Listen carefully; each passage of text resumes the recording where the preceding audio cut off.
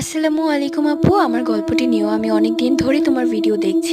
আমার নাম জহুরা খানম রোজা, বয়স 12 বছর। একবার পরীক্ষা শেষে ছুটিতে আমরা আমার কাজিনের বাড়ি শেওড়াপাড়া বেড়াতে যাই। সেখানে আমার কাজিন একটা বাড়ি দেখিয়ে বলল, এই বাড়িতে যাবে না। বলে রাখা ভালো, আমার কাজিন আমার থেকে 1 বছরের বড়। আমি তাকে বললাম, কেন, কি হয়েছে, ওই বাড়িতে কি কোনো সমস্যা আছে, কেন যাব না? আমার কাজিন আমাকে ধমক দিয়ে বলল যে বাড়িতে যাওয়া যাবে না। এত কথা কেন বলো? আমি তার ধমক শুনে চুপ হয়ে গেলাম, আর কিছু বললাম না। পরদিন বিকালবেলা আমি একটু হাঁটতে বের হয়েছিলাম, সেখানে আমার বয়সী একটা মেয়ের সাথে দেখা হয়। আমি তাকে তার নাম জিজ্ঞাসা করলে সে আমাকে বলে তার নাম অদিতি। ও দেখতে অনেক সুন্দর। আমি তাকে জিজ্ঞেস করলাম, তুমি কোথায় থাকো? ও আমাকে ওই বাড়িটা দেখিয়ে দিয়ে বলল ও বাড়িতেই থাক, যে বাড়িটা আমার কাজিন যেতে মানা করেছিল।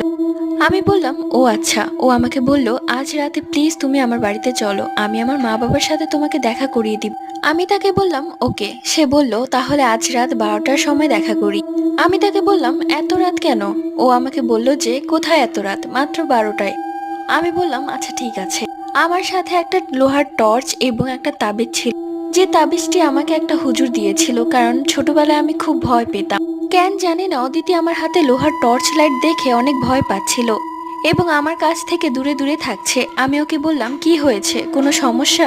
ও আমাকে বলল, কেন তুমি লোহার টর্চ লাইট নিয়ে এসেছো? এসবের কোনো দরকার ছিল না, এটা তুমি ফেলে দাও। আমি বললাম, দরকার আছে, বিপদ আপদে কাজে লাগবে। তারপর আমি বললাম যে, এবার চলো, হয়তো ঘুম থেকে উঠে মা আমাকে দেখতে না পেলে চিন্তা করবে।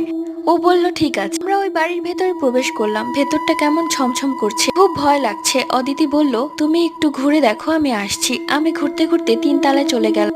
হঠাৎ মনে হলো আমার গায়ে তরল জাতীয় কিছু পড়লো। উপরে তাকিয়ে যা দেখলাম তা এক কথায় অবিশ্বাস্য। ফ্যানের ফাঁসি দড়িতে ঝুলছে অদিতির নিথর দেহ। তারপর আমি সামনে তাকাই, দেখি অদিতি তো আমার সামনে দাঁড়িয়ে আছে। আমি ওখানে আর এক মুহূর্ত দাঁড়ালাম না, দৌড়ে নিচে নেমে আসলাম। দেখি অদিতি আমাকে চিৎকার করে বলছে যে, তোমাকে আমার অনেক ভালো লেগেছে, তোমাকে আমি আমার সাথে নিয়ে যাব। প্লিজ তুমি তোমার হাতের টর্চ লাইটটা ফেলে দাও, তাহলে আমি তোমাকে ছুতে পারবো। আমি আর সেখানে এক মুহূর্তও ছিলাম না, দৌড়ে বাহিরে চলে আসলাম। সকালবেলা আন্টি আমাকে জিজ্ঞেস করলো, তুমি কালকে একা একা কোথায় গিয়েছিলে? আমি বললাম, আন্টি, আমাদের বাড়ির পেছনে যে পুরোনো বাড়িটা আছে সেখানে গিয়েছিলাম অদিতি নামের একটি মেয়ের সাথে দেখা করতে। আন্টি একটু অবাক হয়ে বলল, অদিতি, ও কি বলেছিল ওই বাড়িতেই থাকবে? বললাম, হুম। আন্টি একটু ভয় পেতে লাগলো এবং বলল, অদিতি তো 7 বছর আগে আগুনে পুড়ে মারা গেছে।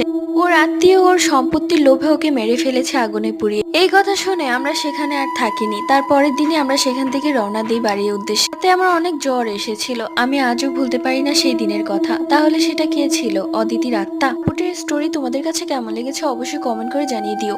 এর আগের ভিডিওতে কমেন্ট করেছিল মোহরা ফ্রম বাগেরহাট, শিপ্রা